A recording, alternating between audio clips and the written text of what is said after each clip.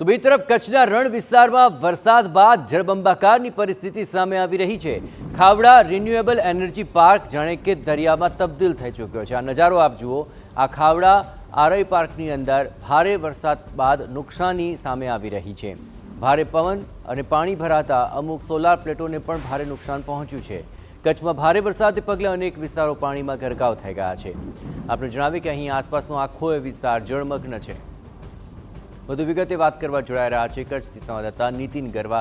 નીતિન, એક તરફ ભારે વરસાદ બાદ જે પરિસ્થિતિ સામે આવી રહી છે તેમાં અહીં નુકસાની પણ સામે આવી રહી છે। ખાવડા રિન્યુએબલ એનર્જી પાર્કની અંદર શું પરિસ્થિતિ આપ જોઈ રહ્યા છો? જી, હવામાન વિભાગની જે પ્રમાણે આગાહી હતી તે પ્રમાણે 7 અને 8 સપ્ટેમ્બરમાં કચ્છ જિલ્લામાં સતત જે વરસાદી માહોલ છવાયો હતો।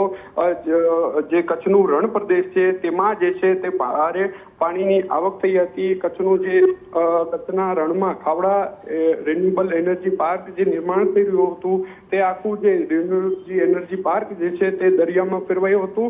જે આ ખાવડા આરી પાર્ક છે ભારી પાણી ભરાવામાં તેમાં નુકસાન પહોંચ્યું હતું। ભારે પવન અને પાણી ભરાતા અમુક જે સોલાર પ્લેટો હતો તેમાં પણ જે નુકસાન પહોંચ્યું હતું।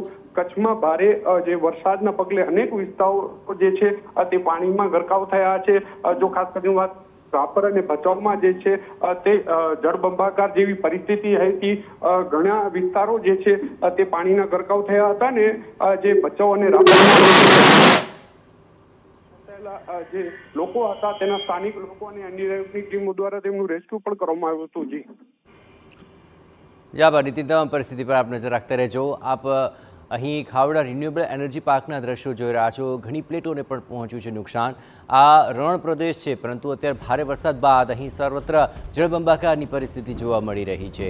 સોલાર પ્લેટોને પણ નુકસાન પહોંચવાની સાથોસાથ હજુ પણ જો આગામી સમયમાં વરસાદ વરસશે તો નુકસાની વધી શકે છે।